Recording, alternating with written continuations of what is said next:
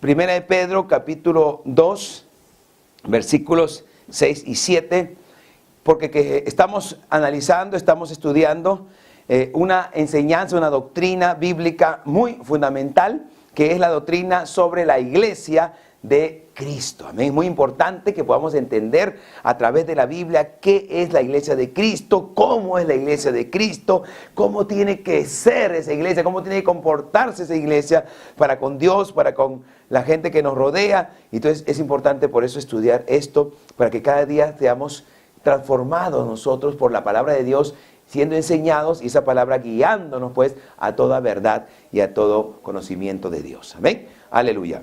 Bueno, estamos viendo justamente esa naturaleza espiritual de la iglesia.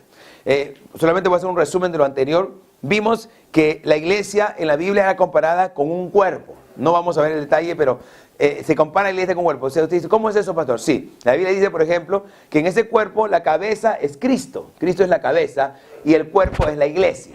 Amén. La iglesia es el cuerpo, Cristo es la cabeza. Y eso pues habla de esa dependencia que tiene que haber entre la iglesia y Cristo. Así como el cuerpo sin la cabeza no puede vivir, ¿sí o no? Igualmente, la iglesia, si no tiene a Cristo, pues no puede vivir. Lo cual habla de que la iglesia, que somos cada uno de nosotros, como hemos estado estudiando también, porque la iglesia no es el templo, no es la habitación, no, la iglesia es la asamblea, el grupo de hombres y mujeres que han creído en el evangelio. Esa es la iglesia. Amén. Entonces, la iglesia, hermano, tiene que estar conectada pues con su cabeza, con Cristo. Y eso habla pues de esa dependencia. Y Dios quiere que tú y yo aprendamos a depender de Dios, a depender de Cristo, a depender de la palabra. Y por eso que cada día más tenemos que pedirle al Señor su ayuda y dejar que Dios trate con nuestras vidas también. Porque es así, ¿no? Así como la cabeza, yo decía, ¿no? Mi mano ahorita está así, usted la ve. ¿Por qué está así? Porque mi cabeza le ha dado esa orden. ¿Entiende? Entonces, mientras el cuerpo obedece a la cabeza, eso va a funcionar bien. Eso va a ser útil. Gloria al nombre del Señor. Pero, ¿qué pasa cuando el cuerpo no quiere obedecer a la cabeza? Se vuelve inútil. Por ejemplo, yo le decía ese caso, ¿no? De una persona que a veces le da una parálisis y a veces la mano le queda inutilizada, ¿sí o no? ¿Por qué? ¿Por qué la mano queda inutilizada? Porque perdió conexión con la cabeza, con el sistema nervioso. Perdió conexión. Y aunque la cabeza le quiere decir, oye, levántate, no puede, porque ha perdido conexión. Así el creyente no puede perder la conexión con el Señor. Amén. Tenemos que estar muy conectados con Dios. Tenemos que, y así como pues el cuerpo hace todas las, o sea, usted va a ver en el cuerpo, nunca el cuerpo va a hacer algo que la cabeza no le haya dicho. Usted entiende eso, ¿no? Porque todo lo que hace nuestro cuerpo, aún el respirar, tu corazón que palpita, eso no está palpitando. Todo eso viene gobernado por la cabeza. Entonces eso también nos enseña que el creyente no puede pretender hacer lo que le da la gana, no puede pretender hacer lo que Dios no le ha mandado en su palabra. Tenemos que buscar cada día ser guiados por el Señor y cada día poder hacer lo que dice esa palabra para nosotros. Esa es la importancia de esa analogía que usa la Biblia de la iglesia como cuerpo y Cristo como casa. Eso por un lado, pero por el otro lado también habla de que así como un cuerpo es uno, así también la iglesia tiene que ser una. En el sentido de que tenemos que estar unidos, no podemos estar separados, no podemos estar peleados, no podemos estar divorciados. Siempre Dios nos tiene que guiar a estar en paz los unos con los otros. Aunque tengamos errores, y sí, porque con nuestros errores yo te puedo ofender, con mis errores yo me puedo de repente olvidar de ti, o te fallé, te quedé mal. Pero no por eso tenemos que estar desunidos. No, el creyente tiene que tener la capacidad de perdonar. El creyente tiene que tener la capacidad pues de no permitir que su corazón se ensucie. Porque lo que busca el diablo es eso, siempre es eso, ensuciar tu corazón con un resentimiento, con una ira, con un enojo, con una enemistad, con un odio.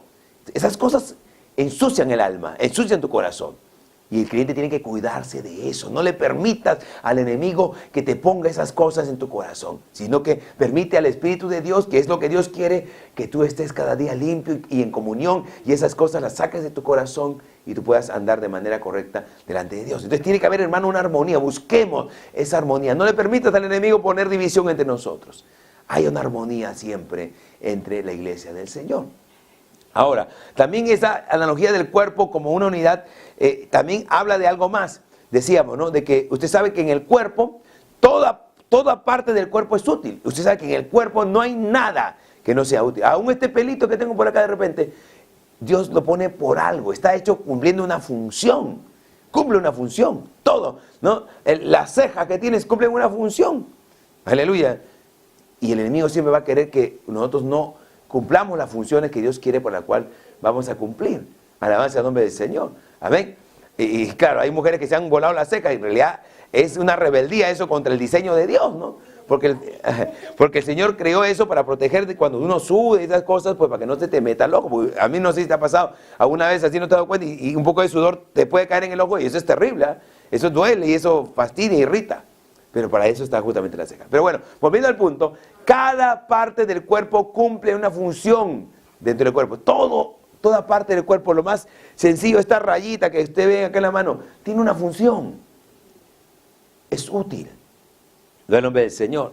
Amén. Es útil para el cuerpo. Entonces, eso también tiene que hacerte entender que todos en el cuerpo de Cristo tenemos que ser útiles. Todos. Tú eres útil. No le creas nunca al diablo que tú no sirves para la iglesia, que tú no eres para la iglesia, que tú no puedes hacer nada para la iglesia. Mentira del diablo, que el Señor lo reprenda. Amén. Para Dios podemos ser útiles. Todos. Todos podemos ser útiles. Todos cumplimos una función. Aleluya. Amén. Y mi pastor decía eso, ¿no? Porque a veces en las iglesias puede pasar, a veces por ahí viene alguien que es difícil de tratar. Eso pasa, hermano, en todas las iglesias. No piense que solamente en Hamilton, no, en todas las iglesias pasa eso. Siempre hay por ahí uno que es difícil de tratar. Pero aún ese es útil, ¿sabías? Mi pastor dice, ¿no? ¿Por qué? Porque ese sirve para probar quién es fiel, ¿no? Porque choca contigo y todo, y a ver si tú eres fiel y si mantienes la calma, si le perdonas, si mantienes limpio tu corazón. A veces hasta esos difíciles que hay en la iglesia, Dios lo pone por algo. Amén. Para que nosotros seamos perfeccionados. Amén. Alabanza al nombre del Señor. Así que todos son útiles, hermano, en la obra del Señor. Y tú tienes que entender eso, tú tienes que ser útil. Y Dios quiere que seas útil. Y si Dios te creó, y si tú tienes vida, es porque Dios quiere que tú seas útil cada día más y más. Para Dios, amén, para la obra de Dios y aún para ti mismo, en el nombre del Señor. Amén. Entonces, todo es útil. Imagínate, ¿no? Ya tú dices, no, pastor, y ahí, por ejemplo, eso es contrario a esa filosofía que hoy en día abunda en mucha gente que dice ser cristiana. Dice, no, yo creo en Dios, pero yo no necesito ir a una iglesia, dicen mucha gente así. No sé si usted ha escuchado eso. Y he escuchado un montón eso. ¿Sabe qué? Bajo esta analogía, ¿qué significaría eso? Significa, ¿sabes qué cosa? Que este dedito diga, yo no quiero ser del cuerpo. Entonces, lo cortamos, ya bueno, ponte a tu lado como tú quieras, pues. ¿Qué va a pasar? Ese dedito no va a servir para nada. Es más, se va a empezar a podrir y simplemente muere y desaparece totalmente y no sirve para nada. Porque cuando uno es parte de la iglesia, uno no puede estar desligado de la iglesia. ¿Entienda usted? Amén. No puede estar desligado. Así como tan absurdo y tan inútil sería alguien que se desprenda, o algún miembro del cuerpo que se desprenda, ¿no? Que tu corazón diga, no, yo ya no quiero ser de este cuerpo, yo me salgo, flum, y se vaya tu corazón de tu cuerpo. ¿Ah? Ese corazón no sirve para nada y el cuerpo se afecta también por eso. Entonces, hay que entender eso, ¿no? Que no puede ser posible que haya gente que diga que es de la iglesia de Cristo y no quiera venir a la iglesia. Eso es totalmente incoherente. Amén. Si tú quieres ser de la iglesia de Cristo, tú tienes que estar dentro de la iglesia, dentro de la congregación, dentro de la asamblea. Amén. Y buscar pues estar cada día unido y buscar cada día formar ese cuerpo que es útil en las manos del Señor. El segundo punto, que es el que queremos ver hoy, es acerca de la analogía que hace la Biblia, por eso leímos este verso, sobre un edificio o templo. Amén. Se compara la iglesia con un edificio, con un templo. Vamos a ver bajo qué analogía. Mire, vamos a 1 Corintios capítulo 3. 1 Corintios capítulo 3. 1 Corintios capítulo 3. Mira, leamos el verso 9 y luego el verso 16. 1 Corintios capítulo 3, verso 9 y verso 16. Verso 9 dice, porque nosotros somos colaboradores de Dios y vosotros sois labranza de Dios, edificio de Dios, dice el apóstol. Luego verso 16. ¿No sabéis que sois templo de Dios? Dice eso el apóstol a la iglesia. Y que el Espíritu de Dios mora en vosotros. Entonces, aquí el apóstol está afirmando y diciendo que la iglesia, nosotros somos el templo de Dios. Amén. Y en ese templo hay un fundamento, así como un edificio tiene fundamento, igual. En ese templo hay un fundamento. ¿Y quién es ese fundamento? Jesucristo es el fundamento o la piedra principal. Por eso que hemos leído aquí en nuestro verso en Pedro, ¿no? Amén. Ahí en 1 de Pedro leímos en el capítulo 2, versículo 6. Ahí dice, ¿no? Que Cristo es esa piedra principal, esa piedra del ángulo, ¿no? Esa piedra angular. Él es la piedra principal. Pero los apóstoles y los profetas también forman parte de ese fundamento que es la iglesia, porque es así, ¿no? La iglesia no existiría si los apóstoles y los profetas no hubieran hecho su trabajo. Por eso que ellos también son parte de ese fundamento sobre el cual está cimentada la iglesia. Vamos a ver eso. Efesios, mire, vaya a Efesios capítulo 2. Efesios capítulo 2, versículos 20 y 22. Efesios capítulo 2, versículos 20 y 22. Verso 20 dice, edificado sobre el fundamento de los apóstoles y profetas, siendo la principal piedra del ángulo, Jesucristo mismo, en quien todo el edificio, bien coordinado, va creciendo para ser un templo santo en el Señor. Aleluya. En quien vosotros también sois juntamente edificados para morada de Dios en el Espíritu. Alabado sea Cristo. Amén. Aleluya. Entonces, ahí está usando el apóstol Pablo la analogía, ¿no? Dice, edificados, aleluya, sobre el fundamento de los apóstoles y de los profetas, dice, ¿no? Siendo la principal piedra del ángulo, Jesucristo mismo. Entonces, los apóstoles y los profetas también son parte de ese fundamento, en esta analogía, ¿no? Es una analogía, porque el apóstol Pablo y en la Biblia se usan las analogías, es así como Jesús usaba las parábolas, ¿para qué? Para que entendamos mejor verdades espirituales. Entonces, aquí se está usando esta analogía porque Dios quiere que entendamos mejor una verdad espiritual. ¿Y cuál es? Vamos a verlo. Entonces, volviendo al punto, ¿no? La iglesia es el templo, Cristo el fundamento, piedra fundamental, los apóstoles y los profetas son parte de ese fundamento también con Cristo. Los creyentes venimos a ser entonces, cada uno de nosotros ya, dentro de ese templo que venimos a ser, dice la Biblia, somos piedras vivas que formamos ese edificio espiritual. Y eso está ahí en 1 de Pedro, mire, capítulo 2. 1 de Pedro, capítulo 2, mire lo que dice el verso 5. Dice, vosotros también, dice, como piedras vivas, dice el apóstol, sed edificados como casa espiritual y sacerdocio santo para ofrecer sacrificios espirituales aceptables a Dios por medio de Jesucristo. Amén. Entonces testifica ahí el apóstol que nosotros somos esas piedras vivas.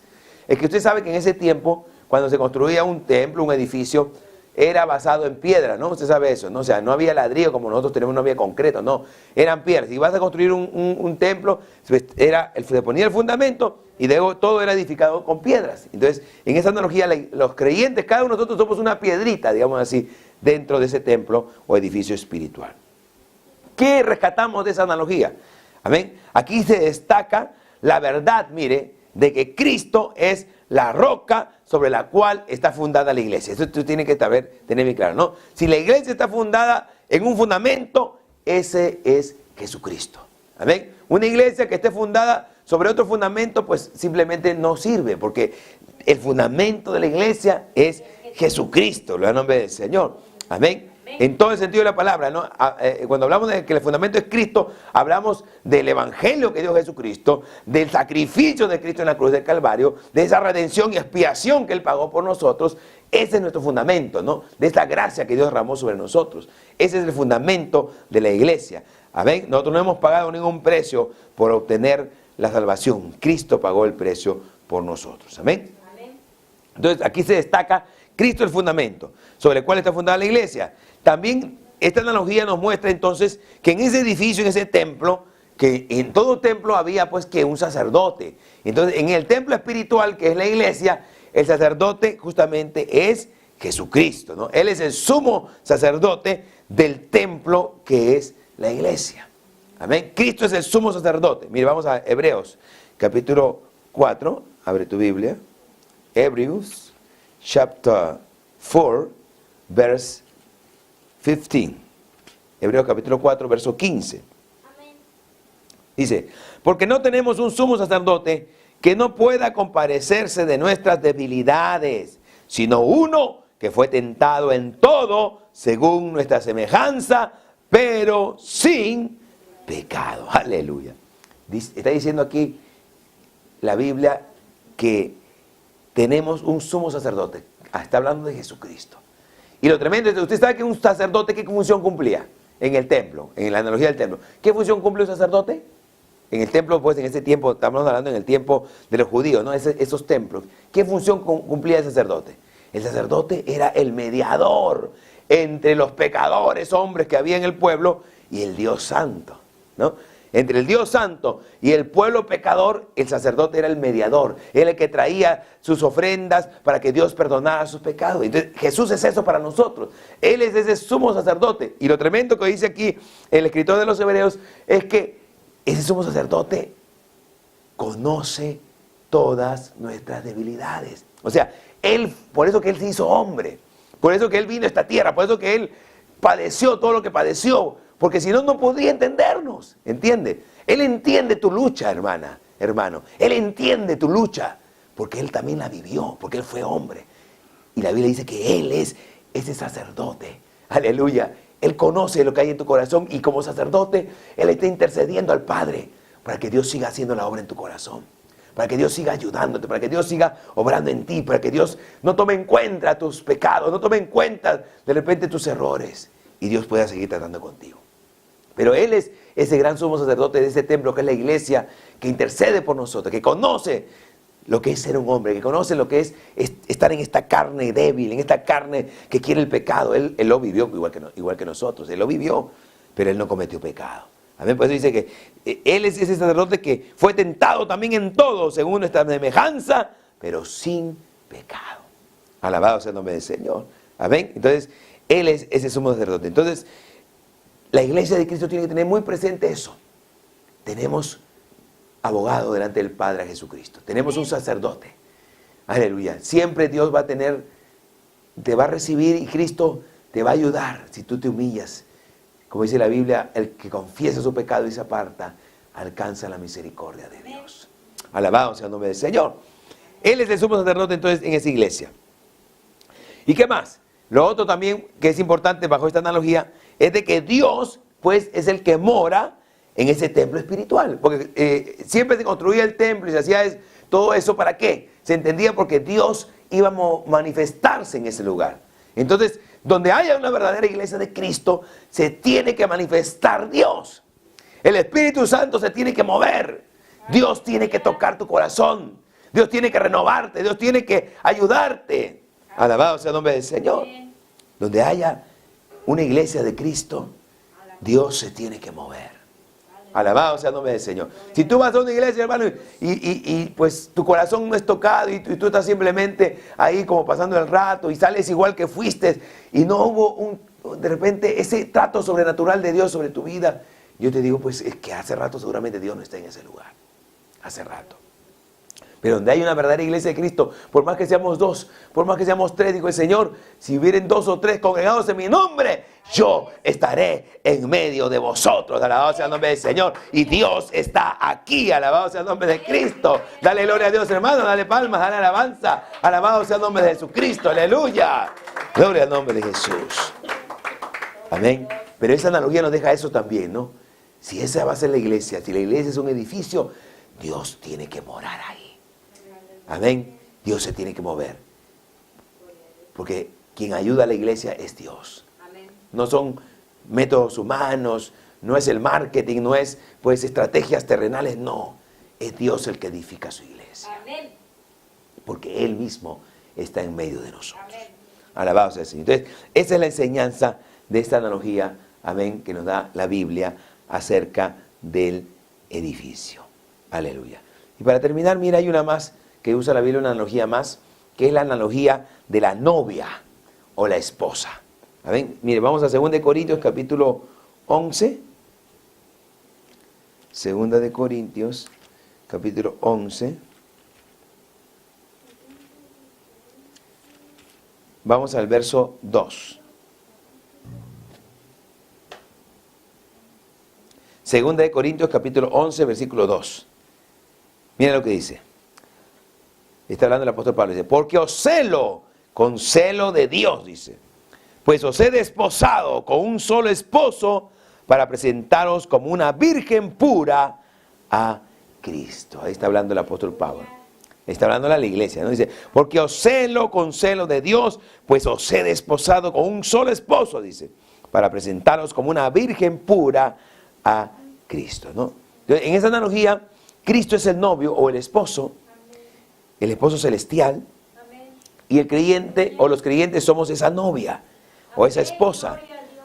¿Y qué ilustra esto? ¿Qué ilustra? Ilustra aquí ese amor místico y puro entre Cristo y su iglesia. Aleluya. Amén. Donde haya alguien, hermano, que es de la iglesia de Jesucristo, esa persona va a amar a Dios. Esa persona va a estar enamorada del Señor. Aleluya. Esa persona, hermano, aleluya, va a ser seducida por Dios. Alabado sea el nombre del Señor. Tiene que haber, hermano, eso. Si hay una iglesia de Cristo, esa iglesia es seducida por el amor de Dios. Y esa iglesia ama a Dios. Alabado sea el nombre del Señor. Amén. Ese amor, ¿no? Usted sabe, cuando uno está enamorado, ¿no? Por eso se usa esa analogía, ¿no? ¿Qué pasa cuando alguien está enamorado? Pues cada rato quieren estar viéndose. Así es el que se enamora de Cristo. Cada rato quiere estar con Dios. No me falta un culto, no me falta una reunión de oración, no me falta un ayuno, porque quiero cada día más estar con ese Dios a quien amo. ¿Entiende? Amén, porque si es el enamorado, ¿no? Quiere estar con él. Y con el enamorado, ¿no? Yo me acuerdo, yo también pues he estado en mi etapa de enamoramiento, aunque hasta ahora sigo enamorado de mi esposa, ¿no? Pero en la etapa de enamoramiento es así, ¿no? Ella estaba en su casa, yo estaba en mi casa. A veces nos veíamos en la iglesia y conversábamos, y compartíamos algo con ella. Después ya, ella se iba a su casa, yo iba a mi casa, y más tarde por el teléfono ahí hablando, 1 hora por teléfono, 2 horas por teléfono, ¿no? Pero si recién la has visto, si recién has estado con ella ya, no, es que el que está enamorado quiere más, ¿no? Quiere más contacto, quiere oír la voz de su amado. Y así es la iglesia, el que es de la iglesia del Señor quiere oír la voz de Dios. Quiero que Dios me hable, quiero que Dios trate con mi vida, quiero sentir el amor de Dios. Esa es la iglesia. Esta analogía sirve para eso, para que tú entiendas cómo tiene que ser tu relación con Dios. Amén. Y tú tienes que pedirle a Dios cada día más que tú cada día le puedas amar más. Que no cambies tu corazón, el amor por Dios, por otra cosa. Que no ames este mundo más que a Dios. Porque es así, ¿no? Imagínate, tú dices que estás enamorado de alguien y resulta que pasas más tiempo con otra persona. Amén. Y pues ya no le responde la llamada a la otra persona, y entonces, ¿qué va a pasar? La persona va a pensar mal, y decir, no, algo ha pasado. Pero en nombre del Señor. Amén. Entonces, igual es Dios, ¿no? O sea, no podemos ser infieles a Dios. Tenemos que buscar ser fieles a Dios. Esfuérzate por cada día acercarte más a Dios. Esfuérzate por cada día amar más a Dios. Aleluya. Que nada que te un obstáculo, que nada te impida. Cada día podrás acercarte más a Dios. Y verás cómo tú también recibirás la contraparte, ¿no? Porque cuando tú le demuestras a Dios que le amas, Dios también te demuestra que te ama. Y Dios te bendice, y Dios te ayuda, y tú ves milagros, y tú ves señales, y tú ves cosas poderosas Dios haciendo en tu vida, cambio, transformación. ¿Cuántas cosas hace Dios? ¿No? Porque Él es bueno. Así como esa persona que ama, a veces tú quieres sorprender a la otra persona y te esfuerzas, ¿no? Yo tenía un sobrino, él es joven, ¿no? Pero estaba ahí todo así con sus luchas de enamoradizo. Y estaba ahí, quería sorprender a la chica, le compró un peluche, hermano, grandote. Y se endeudó, hermano, se endeudó terrible. Pero por querer sorprenderla, ¿no? A su ser amado. Aleluya. Amén. Entonces, pero voy al punto ese, ¿no? De que se esforzó, ¿no? Se esforzó y quiso sorprenderlo. Así también Dios quiere que tú le sorprendas, ¿no? Demostrándole que le ama, demostrándole que eres capaz de hacer locuras por Él. Aleluya. Esa es la iglesia. Esa novia, esa esposa que ama a su esposo, que ama a su novio. Alabado sea el nombre del Señor. Amén. Y Dios quiere que así nosotros también pues le podamos amar cada día más.